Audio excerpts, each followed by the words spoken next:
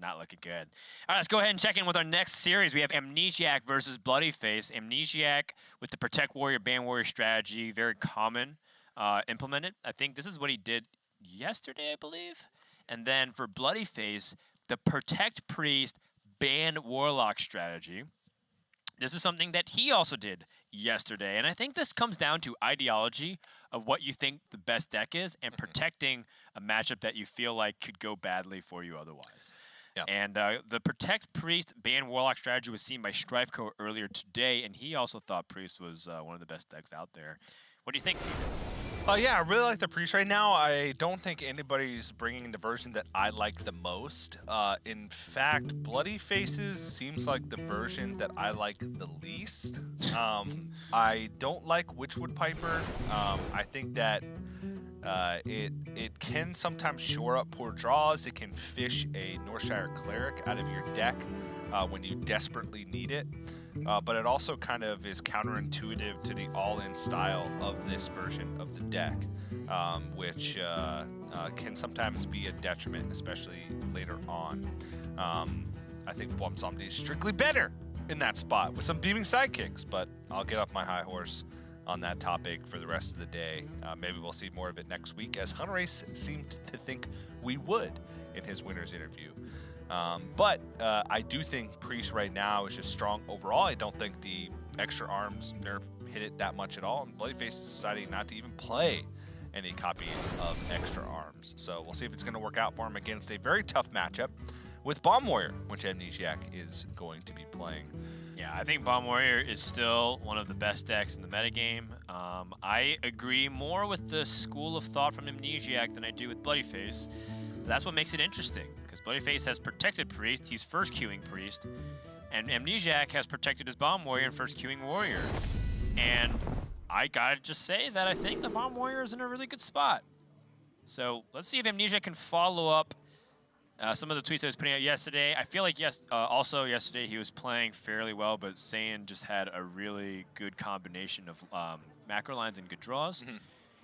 And got the edge over Amnesiac, despite Amnesiac feeling good if he matched up the mirrors. We heard from Sane yesterday in an interview, Amnesiac was preparing with Sane even though they were playing together. It just shows the camaraderie transcends team boundaries. Meanwhile, Bloodyface, the lone wolf, he hasn't really been practicing or playing with anybody. No, and even last season, it seemed like he was in the I'm just going to practice by myself camp. I think it's better now because ladder games mean more when you are playing Shield Phase Conquest because it's multi-deck. It was very hard to practice secondary and tertiary decks by yourself in Specialist because you're going up against ladder and you can't target the specific matchups that you want for them. Whereas in Shield Phase Conquest, ladder can give you a good sense of matchups because you can play a bunch of the decks that you want to try and you'll get a wide variety of matchups. Since those are, you only submit one deck per class, it gives you valuable practice. So I think that Bloodyface, his practice strategy might be a little better going forward in this season. Amnesiac playing and turning Rover into this Light Warden seems like a recipe for disaster. May have disconnected. His webcam did freeze. Oh. We're gonna get that resolved momentarily here. Yeah.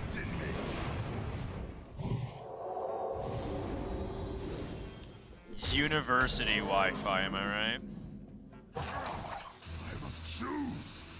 Uh-oh. Okay. Amnesiac's back. And to his credit, I don't think that he was planning on playing a turn over anyways, because he probably would have played it very quickly. Yeah. But the Circle of Healing and the Inner Fire. Bloodyface off to a good start. They even cash in on Neferset Ritualist. That would be pretty much everything he's got in his hand. But going into turn 3, there's not much that's going to punish this Neferset Ritualist. And Neferset Ritualist is a 2/3 on the board that also adds 1 additional health onto the injured Tol'Vir, because he can just use his hero power to heal it back up. Still pushes the same amount of damage, just how much he wants on the board going the next turn and how healthy he wants the injured Tol'Vir to be. I think just a hero power is fine here, because then you can use Neferset Ritualist to really capitalize with Light Ward at the following turn. Yeah, and And this is already very bad state for Amnesiac. Not sure what really he can do with all these early game drops that aren't going to be able to contest that injured Tolvair.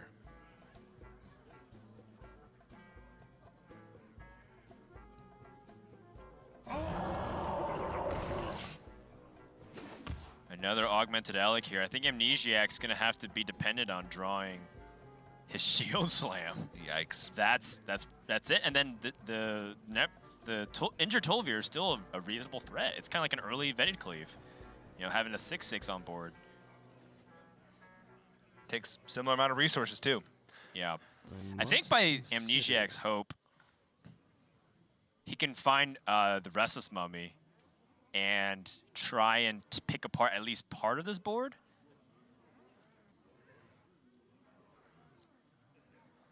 This is one of the few downsides of Bomb Warrior, which is your early game is a lot more proactive and not reactive. And sometimes you need to stop the reactive, or you need to stop the plays with good reactive cards. You know, imagine if Amnesiac was playing Control Warrior and had Weapons Project instead of the Clockwork Goblins. Yeah, I mean, Amnesiac's even gone as far to cut shield slams. Ah. So he has no shield block, no shield slams, only one Town Crier. So very proactive. And one Dynamatic. I mean, that makes sense given that he's still playing the Armageddon 2 Morton combos. Yeah. So I like this play from bloodyface. There was some nod there to Nephroset Ritualist. Would have helped him push in more additional damage, make a wider board. But this is this is still the same against Warpath, and it's still the same against Restless Mummy. Because whether or not you hit 6 health and 4 health is the same if Restless Mummy is a possibility from Amnesiac. And now he has the added bonus of having Nephroset Ritualist in hand for a last bit of burst if he needs it. I mean, Amnesiac's dead. Yeah. Wow. All right. Turn 4 victory for the Priest. I mean, when Priest draws like that, it gets off to an early start. Very reminiscent of the aggressive Warriors that just have the early game nuts with a 1 or 2 drop that gets way out of control. Oh, yeah? Yeah. Did you experience this earlier today, perhaps, Dan? I certainly did, and I was... Out of all the decks you could have chosen, and you chose Aggro Warrior as an example? Yeah. Yeah, where they have like an early game start with Inner Rage and then Bloodsworn Mercenary, where they have double Frothing Berserker with Bloodsworn Mercenary. And those players are very good at Hearthstone. Very good, very skilled, yeah, very cool. Yeah. Can't beat them. Nope. We're going to take a break and decompress a little bit. And when we come back, we're going to have game number 2 between Amnesiac and bloodyface.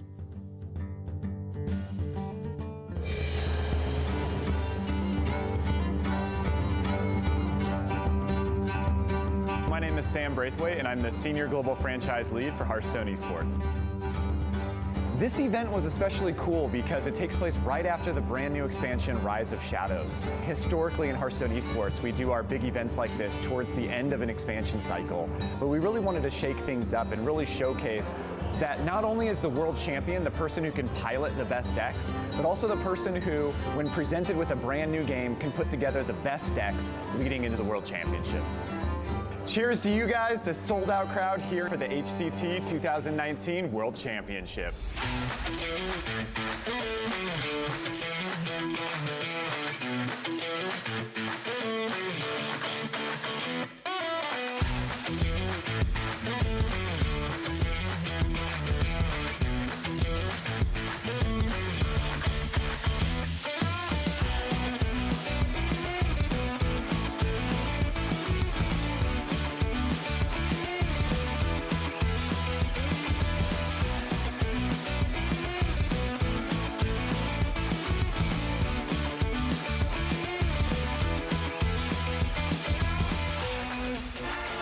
Welcome back to 2019 HCT World Championship. We've had a lot of fun games, and we're looking forward to the grand finals.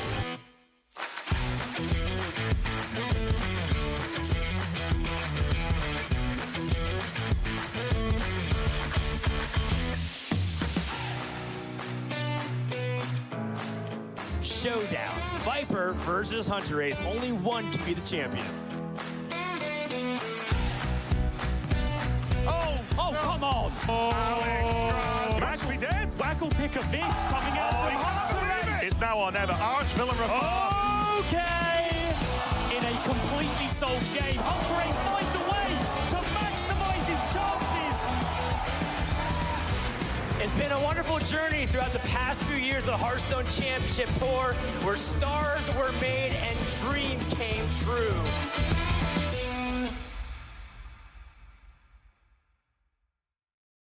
Hearthstone Esports is home to many competitive formats, each with their own unique variants and rules. Today, we're going to break down one of them, the Shield Phase Conquest format. And here's how it works. To start, both players bring 4 decks, each from a unique class. The match starts with a Shield Phase. This is where both players choose one of their own decks to protect, making it ineligible to be banned. Once the Protect phase has ended, both players will then ban one of their opponent's decks, removing it from the pool. Each player then selects which of their remaining decks they would like to play first, before beginning the first game of the series. When the first game of the series is over, the winner's deck is removed from their pool of eligible decks. Both players then select the next deck they would like to play. The loser of the first game can choose to replay with the deck they lost with, or they can choose one of their other 2 available decks. In Best of 3 conquests, the first player to 2 wins is the victor.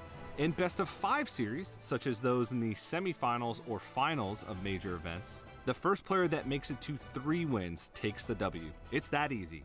Shield Phase Conquest allows players to showcase their skill set across different classes, while still giving them the opportunity to play the deck they're most confident with. Now that you've got the download on Shield Phase Conquest, we wish you well on your deck building adventures.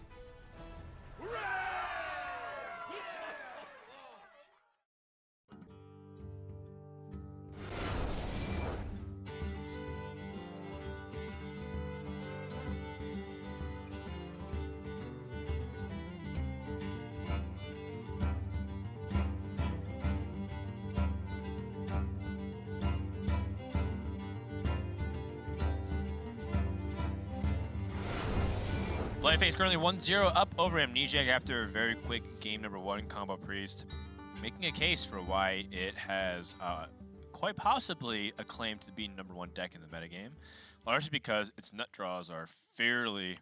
They're unbeatable. No, they're not. No, they're unbeatable. Okay. Name me a way. Shield Slam. He doesn't have Shield Slam in his deck. Oh, okay. Yes. If the piece draws the best hand and I don't have the cards to beat it, you're right, I lose. Yeah. That was my point. If I draw the nuts and you don't draw the nuts, I win. That's how I... I don't even think Shield Slam is like an unreasonable thing to say, given that most Warriors... Like 96% of Warriors play Shield Slam. I think you only don't play Shield Slam when you're playing like in a tournament trying to target something specific. So I see what you're saying there, Dan. I'm just being edgy for the sake of being edgy. Because I don't get to be edgy very often. I'm not an edgy guy. I play it safe. That's not true at all. No, I do. No, that's not true at all. I'm also a wuss. Well, that part, I'm not going to argue with. I faint at the sight of blood. You're a coward that charges forward. Wow, that was so deep. Yeah. You know who you remind me of? You remind me of John from Attack on Titan. I don't know what that means. I thought you were going to say John Krasinski, which I would have been like, wow, thank you. My favorite actor. Nah, you're much funnier than John Krasinski. Wow. I'm so touched. What was I talking about? Talking about Shield Slam. Shield Slam. Yeah, Amnesiac doesn't have it. Next subject. Bloodyface on the Druid, Amnesiac on the Warrior. Is that Eternium Rover like the best card that Amnesiac could have gotten? To roll into Snipsnap? Yes. Probably. The one thing that... So, one thing I heard about Amnesiac was that he is gossip. One of the best players. Is that he totally likes Kelly, but Kelly likes Charlie, and Charlie's like really into Tyler. But another thing that I've heard about Amnesiac is that The way people described him is that Amnesiac is one of the best players when both players draw average hands, and you're more likely to draw you're more likely to draw average hands than you are to draw the nut hands. Amnesiac loses to nut hands a lot, and he looks silly a lot of times because of that. But for example, this Omega assembly that's very aggressive. I mean, first of all, it just makes sense given that Druid doesn't do anything early game, and you want to get something. But he does that a lot, even in matchups where it doesn't necessarily make sense, like the Warrior vs. Warrior, where you traditionally want to play a little bit slower. Yeah. And I think that's recognition of Amnesiac saying that if he senses weakness, he can really pounce on it. And his timing for it, his knack for being able to read his opponent and figuring out his windows are very good on the average scale. But when it doesn't work out and his opponent has light wardens and whatnot that go uncontested, he looks pretty dumb. What about the other side of the spectrum when he has nut draws? Because if he's described as a player that does well when both players have average hands, it means he plays. Well, he wins tournaments. He plays worse when he nut draws and when his opponent nut draws. I think he straight up wins tournaments when that happens. His DreamHack Austin run last year, he drew super well, and he won the tournament. So I think that you know, when he's at his best, and if you look at his win percentage in tournaments too, Amnesiac doesn't go to many. He tends to perform pretty well usually. Yeah. So I have nothing but respect for the kid. I meme on. The reason why I'm saying this is because I joke around a lot, and I make fun of him. He makes fun of me. I was in his chat while he was streaming this past week, and Amnesiac was commenting about how soft ladder is right now. Because like him and Board Control and a few other people were like, Language Hack were like, yeah, ladder feels like really easy ever since they made it the points not count for HCT. And they're like, yeah, anyone can get like top 100 legend. And I'm like, maybe even I can do it. And Amnesiac's like, yeah, Frodan, I think you can get legend this season.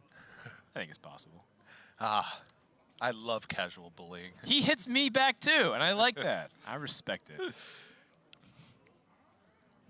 Anyways, bloodyface gonna finish the quest this turn. He has taken some heat though, but one of the things about Druid is that it doesn't really matter how much damage they take early game if they're playing against a deck that doesn't have follow-up to it, which Bomb Warrior does not have consistent follow-up to it, especially a start like this.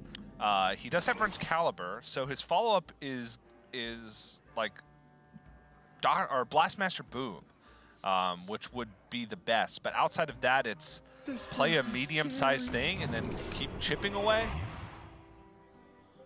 Honey Warbear is some serious gas. Phantom Look Militia. at him, Phantom Militia. He just wants most stats on the board right now. And also protect this 4/5 against Oasis Surger. Oh, you're right. Oasis Surger, Starfall.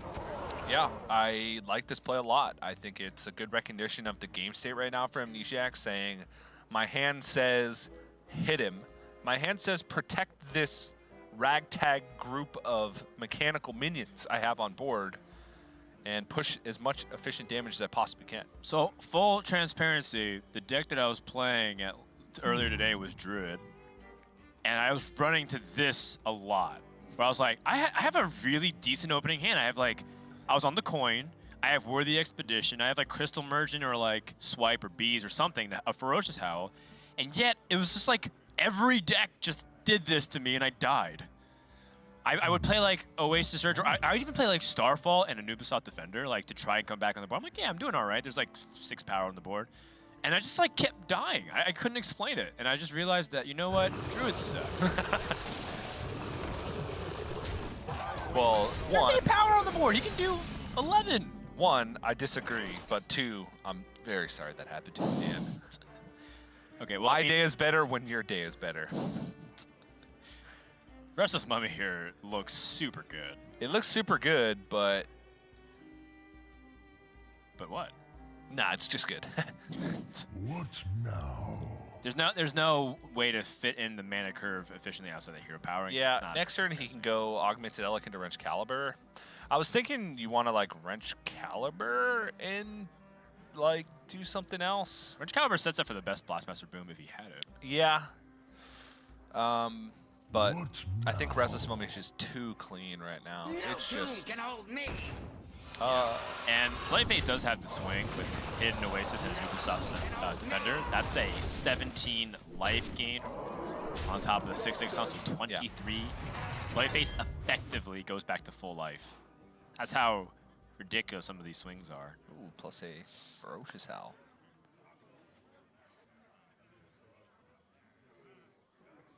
Yes.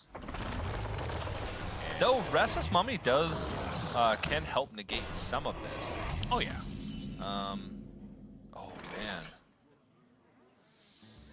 So now it's time to evaluate Wrench Caliber versus the Restless Mummy in this spot here. Restless Mummy is cleaner as opposed to Wrench Caliber, so I like much it. cleaner. You can also drop an Augmented Elec this turn. I think you should, yeah. Yeah. Just to keep something on board, he has the second one as a backup for Wrench Caliber in case he needs it. Druid does tend to draw their deck pretty aggressively. You know, any deck that has Chef Nomi in it has some type of massive draw engine. So bombs are more likely to hit. The more you can shuffle in, the more likely it is to draw those bombs. 2 innervates, up to 5 mana usage this turn. It's looking like a Ferocious Howl. Yeah, and Ferocious Howl into King Ferris is probably going to be the play for Bloodyface. He has a lot of spells and support spells, but not a lot of just straight up minion generation. Oof. Statistics. I like statistics, but Amnesiac enjoys damage more than statistics. True. This is comparable amounts of damage to 2 Morton anyways, except you're shuffling an extra bomb. And maybe you can follow with 2 more to protect minions. Yes. This is 3 bombs being shuffled in the deck. Uno, dos, tres. Un, deux, trois. But Bloodyface also has very low impact spells relative to what you want from a King Ferris. He doesn't have like his Starfalls and his Nourishes. Starfall. It's not super good here. But it is decent. Well, let's see. He has 2 innervates, so he could actually swipe as well. It doesn't affect it that much. He could Starfall, innervate, swipe, and kill off everything but an Augmented Elec. Yeah, but is this...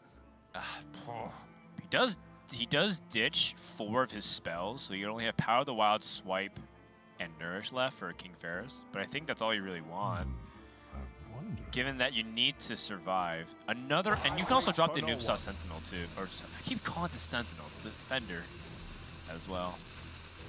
There isn't a Nubasaw Sentinel. There is. It's the 5-mana 4/4 that Death Guard will give a friendly minion. It's from League of Explorers. +3. Wait, is it? Oh yeah, you're right. Yeah, you're right. It's an very old card. Yeah, it's actually in the current arena format. Because League of Explorers is available. That's why my Fish Flinger keeps giving me Serpent the Mergleton.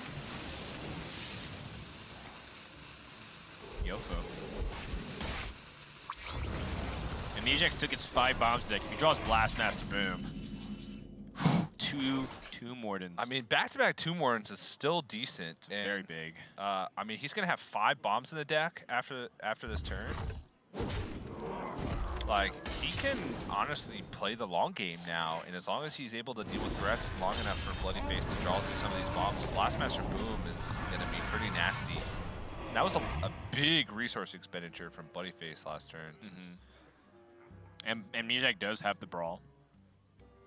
So if Bloodyface does end up, having the King Ferris into like the ideal outcomes of a bunch of 6 drops and 5 drops, would be good. That is another benefit too. If you end up putting a lot of pressure on Druid, they have to use their spells. Their counter pressure with King Ferris is not nearly as powerful.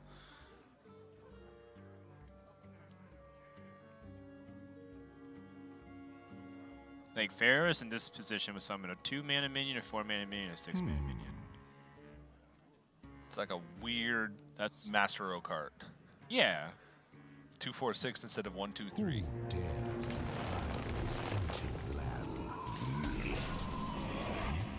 Oh, baby. It's just awkward right now. That's the problem. Because he's got 5 bombs in the deck.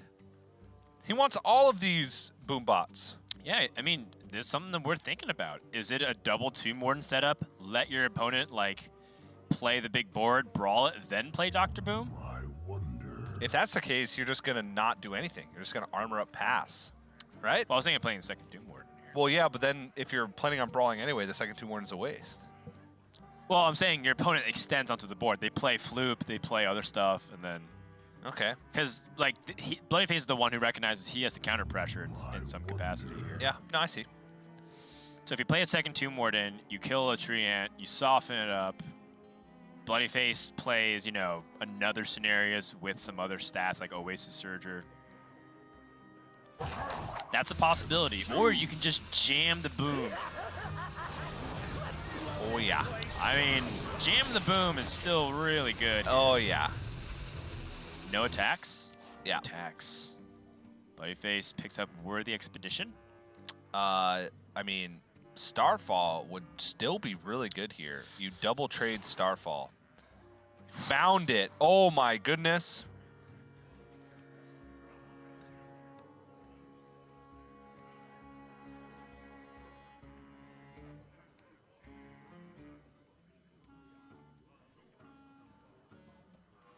He didn't need it, to be honest.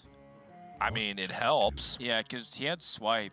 I wonder if Oasis Surge is actually better. Oasis Surge or Swipe. Starfall is so clean. I think Oasis Surge or Swipe is actually better, though.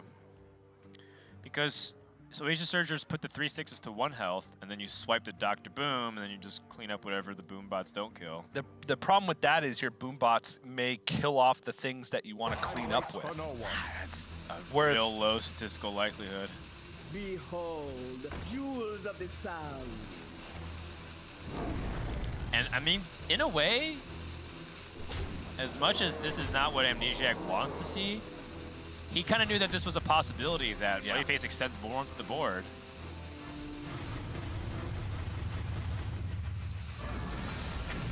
Oh.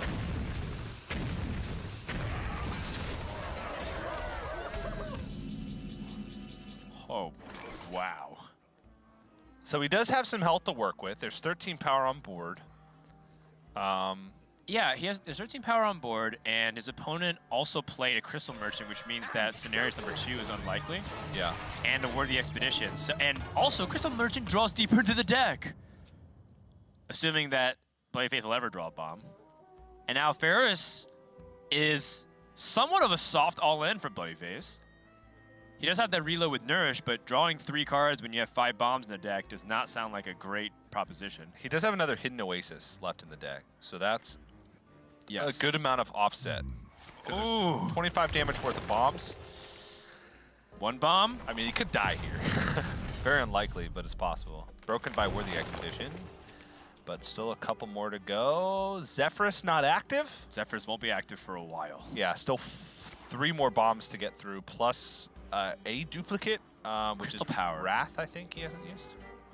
Crystal Power is very weird. I actually don't pick Crystal Power very often. I know that it works really weird when you like restore health to a minion and damage it. What if you can use it on your own face and then it doesn't do anything? It only targets a minion. Okay, so it won't let you target yourself. It's nearly useless after you've completed the quest.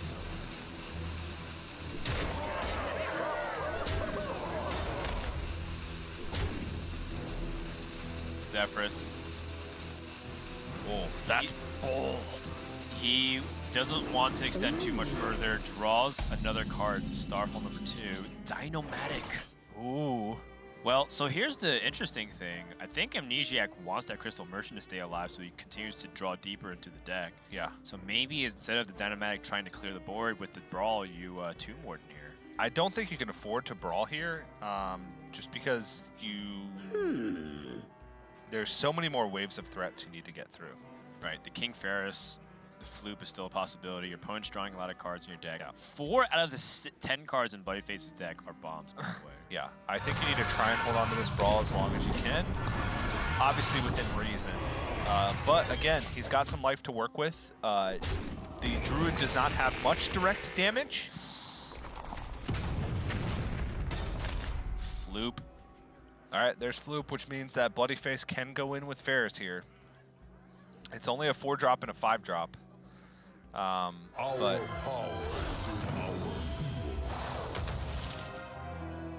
Reasonable. yeah, much more for Drifter. Clockwork Goblin. Oh. That's scary. Now Amnesiac can shuffle another bomb. There's still 3 in the deck, and he can hero power down to a breakpoint. Yeah, so Dynamatic, clean up as much power as possible, then Clockwork Goblin, hero power face, Would be a good and then time brawl for a next master turn to plan. survive? I think you might brawl now.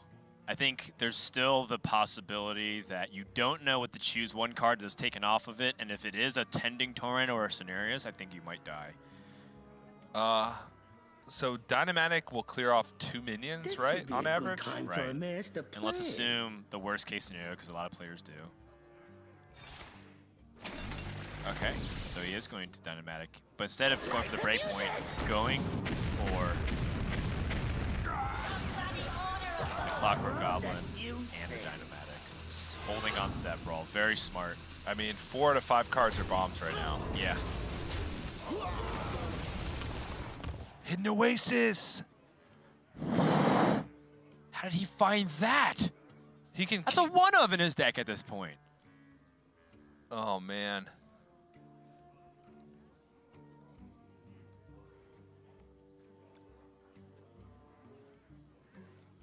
Well, I guess it's good that Amnesiac didn't go for the Yeah. the hero power on the face. That would have been the ultimate disappointment. King Ferris is also better now because he drew the Hidden Oasis. So he can King Ferris and then Hidden Oasis. Yeah, he'd have exact board space for it because he has 3 spells in hand plus the King Ferris body. Put 6 minions. Hidden Oasis. Is that 2 all in? It's a lot of minions. I don't think that's 2 all in. You have Ancient of War and you have War Druid Lodi, and you even have like a situation where if your opponent keeps if you draw bombs but you're not dead, you can Zephyrs. I think going for a middle ground is fine. As long as you're not playing a minion, King Ferris is still loaded up in the blue.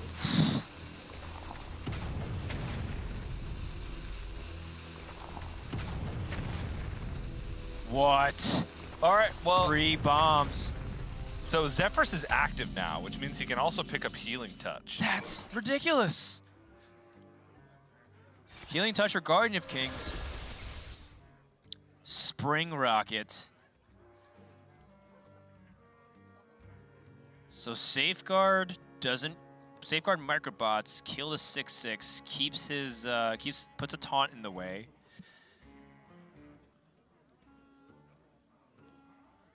Ooh. Okay, then. The nice thing about Safeguard Hero Power, too, is if you use it correctly, you trade in the 3 Microbots first, the Crystal Merchant is most likely going to stay alive. I think Amnesiac does want it to be drawing cards. Oh, I love that view. This would be a good time. Amnesiac's still going to need a lot of help to get out of this one, though.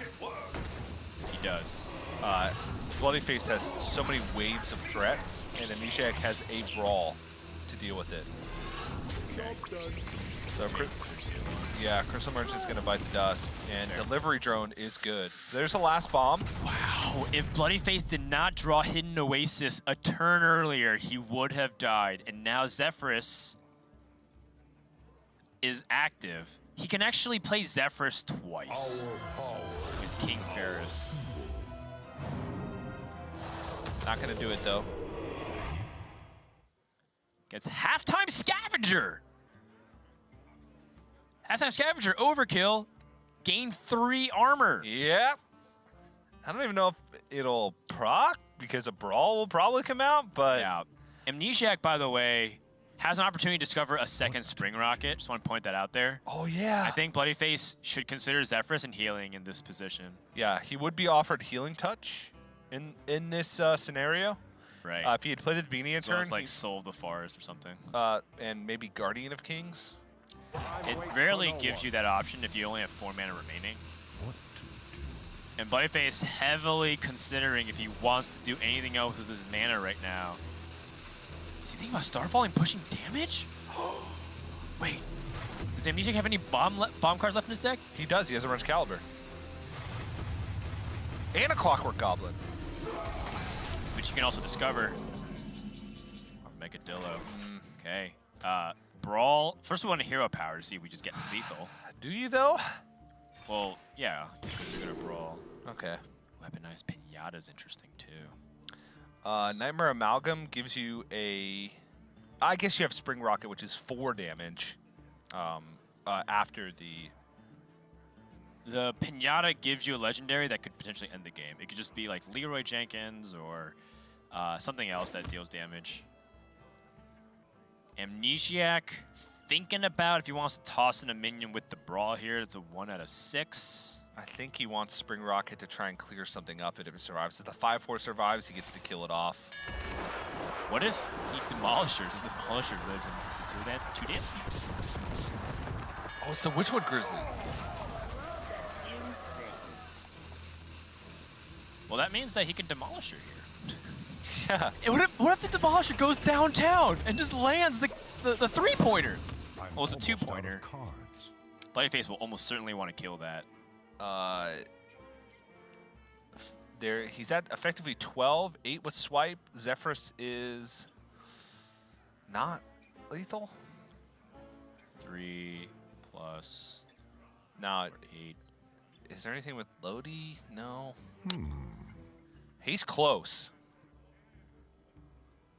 He's very close. Yes. This might be a Oasis Surger.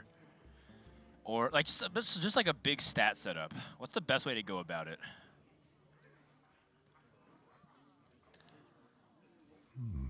I wonder. So Lodi plus Bloodyface. Ancient of War. I think Bloodyface feels like he's in a really good position, and he's gonna think, how can I lose in this spot?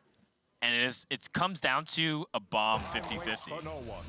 Because Amnesiac could draw a bomb card, shuffle a bomb in his deck, and then Bloodyface loses at 4 life. I'm a fan of Zephyr's heal. And again, I'm saying that because I am scared. He wants Zephyrus lethal is what he wants. I know he wants Zephyr's lethal, and I totally understand that, and I think that's fine.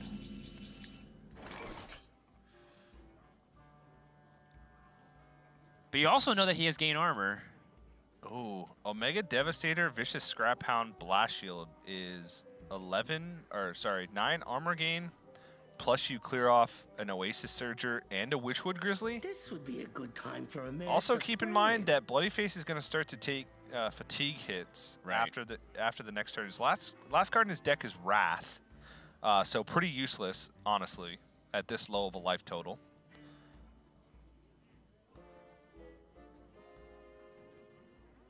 So he gains 9 if he does Scrap Hound Omega Devastator. Yeah, and if he does that, he's dead, because Swipe is 5, and then Fireball is 7.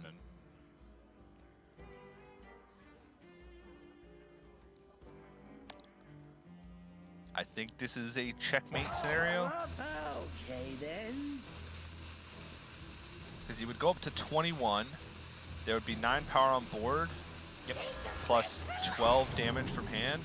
Yes. Exactly 21. Yeah. The Gambit is going to pay off here. Wait, does... Bloodyface. Yeah, Assuming- Zephyrus assuming recognizes... math. Yeah. Zephyrus recognizes spell damage. Yeah. I'm out of cards. And I think Amnesiac knows about Zephyrus as well. So I think you want to swipe first and then play You swipe Zephyrus. first, and then you attack and play Zephyrus? Yes. Well, Zephyrus might offer you other things too. Savage Roar is also lethal. Your wish is my suggestion. Fireball's enough. And that's going to do it. Wait, 9 plus 6? No, Savage Roar was 1 off lethal, actually. Yeah, My Savage mistake. Roar was very close. And the War Druid Lodi getting over the hump. The narrowest of margins. And Amnesiac was actually 1 turn off lethal himself with Spring Rocket Kaboom plus 1 fatigue tick. Yes, plus if he got Zap and Hero Power at any juncture. Yes, it would have been enough. So very close. But at that point, Bloodyface could have, if he sees Zap as next Hero Power, he almost certainly Zephyrus. Yeah, Zephyrus plus is, Healing yeah. Touch. He was offered Healing Touch at the end there. Yes. But a very, very close game. Unlike the first one, which was a blowout. It was a very big blowout victory, but you know, bloodyface gets the victory and improves to 3-1, and Amnesiac's 1-3. Let's go ahead and check in with bloodyface for a couple of words on his victory. bloodyface, you there? Yeah. Hey, what's up, guys? All right, so pretty narrow and tight series back and forth there. So let's talk a little bit about the second game. I think the first game was pretty straightforward there. Yeah, Not much to really We're say. considering the second game as the game in that series. So nice, very fun game back and forth and contested. What were some of the moments that stuck out to you in terms of any hard decisions that you felt like paid off for you? Oh man, I feel like that whole game was just a litany of hard decisions. It's kind of hard for me to like recollect everything because I just felt like I was so in the moment. But yeah, I feel like kind of like the decision to nourish the turn. He top decked Dr. Boom, and it was kind of obvious he had Brawl in his hand. He had a card he kept in his mulligan, and my hand was King Pharaoh, Swipe, and Nourish. And I already had, I think, like 3 or 4 bombs in my deck. I had 5 bombs, and I was at 22. So technically, if I ever drew all my bombs, I was just dead. But I had 1 hidden Oasis and 2 worthy expeditions left. And so I kind of felt like, you know, my odds are still good to go for the draw because it's like makes my King Pharaohs better. So I feel like maybe that wasn't like a really tough decision, but that one definitely paid off, I think. I kind of got a little worried because I felt like I put myself to fatigue maybe a little bit too quickly.